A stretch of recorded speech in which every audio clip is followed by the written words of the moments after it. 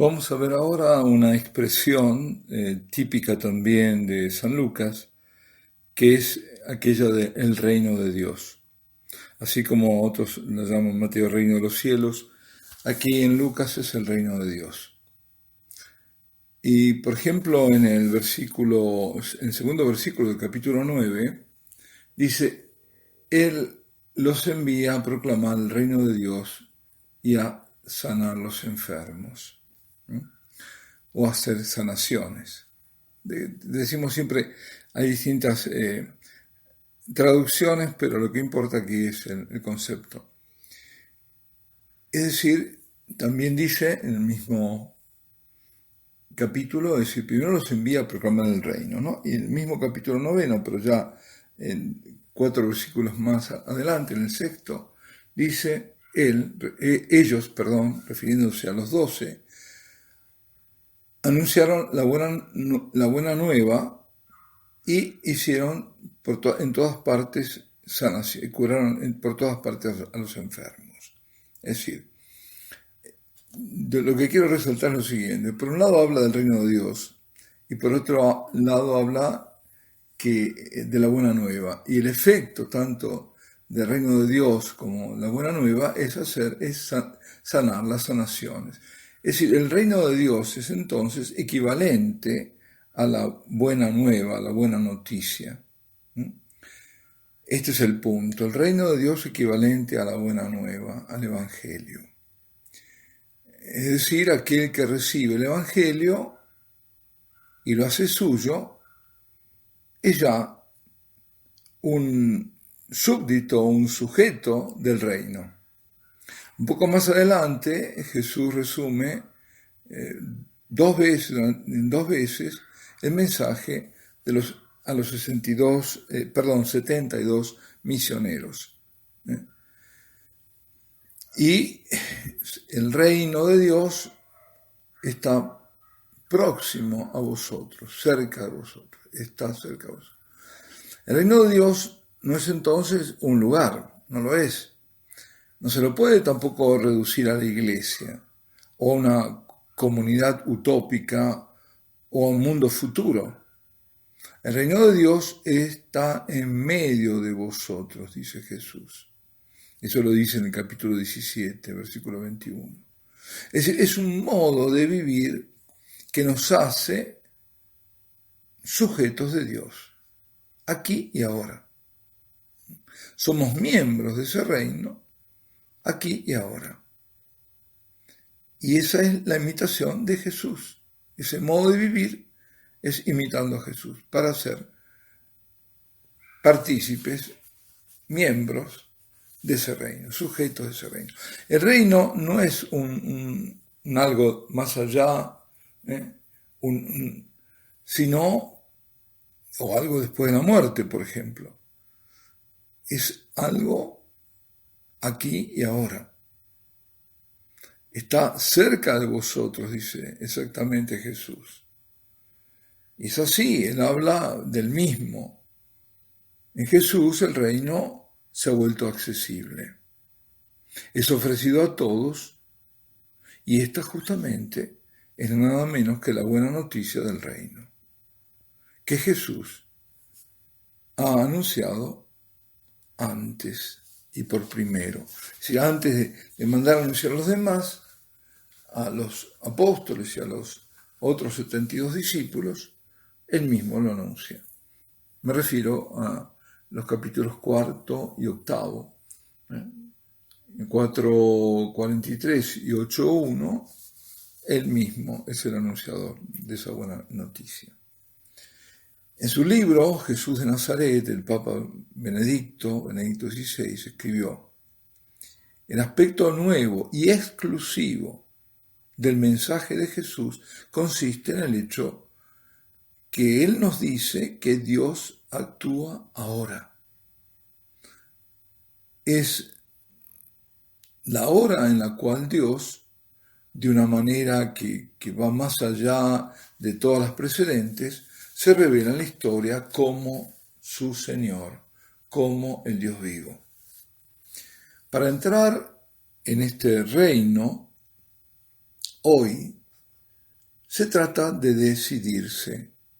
Es una cuestión de resolución interior total, definitiva, y además siempre renovada o a renovar. Algunos renglones, algunas líneas más allá, Jesús enseñará a orar: Padre, venga a tu reino. Y tal debe ser el deseo profundo que motive los actos del discípulo. Es necesario que venga aquello que está ya próximo. Es decir, hay que ir a encontrarse con este reino como mediante el deseo, mediante la fe, mediante la determinación. Porque el reino no viene verdaderamente que para aquellos que lo acogen, y que lo acogen en la pobreza del corazón.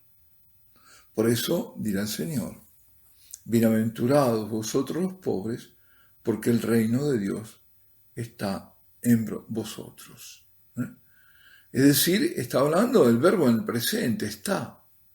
Bienaventurados porque ya está en esos pobres, en esa pobreza de corazón. Ahí es ese pobre de corazón que se abre el reino, ya lo está recibiendo. Y ya ese reino está en él.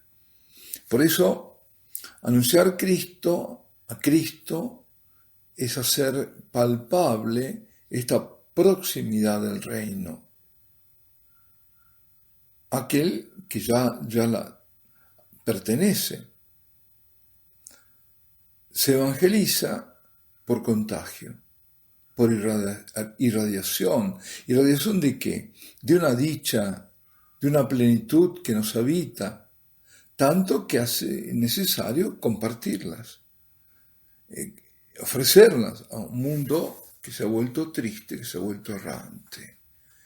Pero no solo dar testimonio, simplemente con esa dicha que emana de la persona, sino también anunciándolo con palabras. No es un testimonio simplemente mudo, que lo es también, que lo es, pero fundamentalmente también el anuncio de palabras, dar el testimonio. Cristo vive en mí y yo te anuncio este Cristo que vive en mí y que hace mi vida dichosa, plena, y que me transmite esta paz que yo te estoy transmitiendo a ti en este momento. Porque el reino de Dios es la justicia, la paz y la alegría por el Santo Espíritu, dado por el Santo Espíritu. Eso lo dice San Pablo en la carta a los Romanos, en el capítulo 14, versículo 17. Bueno, ¿qué más podemos decir? Podemos decir que cuando los enviados aquellos regresaron, tuvieron una explosión de alegría. Eran los discípulos que contaban lo que había ocurrido. Y también hay una explosión de alegría en Jesús, que se llenó de gozo en el Espíritu Santo. Siempre estamos hablando del capítulo 10, esta expresión está en el versículo 21. Es decir, el Señor da las claves verdaderas para esta alegría misionera. El discípulo está en alegría en razón de su certidumbre de haber sido llamado al cielo. Cuando el Señor dice: regocijaos vosotros, porque vuestros nombres se encuentran inscritos en los cielos. Y porque además ve la acción de Dios en el corazón de los hombres. Dichos son los ojos que ven aquello que vosotros veis. Portador de una buena noticia, el Evangelio de Lucas es el Evangelio de la alegría. Nos acordamos que justamente la guía que yo estoy siguiendo es la del padre Pierre Dumoulin, que conozco además y tengo su libro aquí dedicado, y que es Lucas, el Evangelio de la alegría. Es el Evangelio de la alegría. Es decir, la alegría verdadera es un fruto del amor. Jesús quiere que entremos en la alegría del Padre, que podamos maravillarnos de todo aquello que Dios hace en nosotros, Y no solo, sino en torno a nosotros y a través a veces también de nosotros, ¿no? Como instrumentos suyos.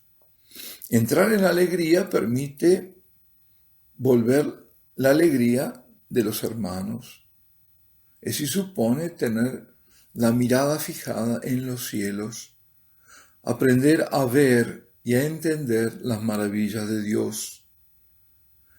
San Pablo hará de la alegría incluso un mandamiento, cuando dice, alegraos siempre en el Señor, os lo repito, alegraos.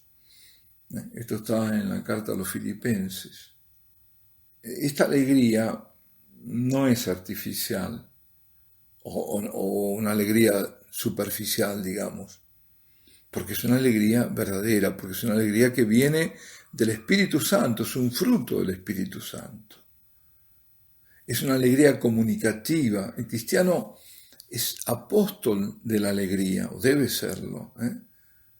Somos los servidores de vuestra alegría, dice San Pablo en la segunda carta a los Corintios, en el primer capítulo. El creyente la comparte, la participa y la da incluso por una sonrisa. Como la paz, como decía, es un fruto del Espíritu Santo. Cuando recordáis en la carta a los Gálatas, en capítulo 5, San Pablo nombra, ¿no?, los frutos del Espíritu Santo.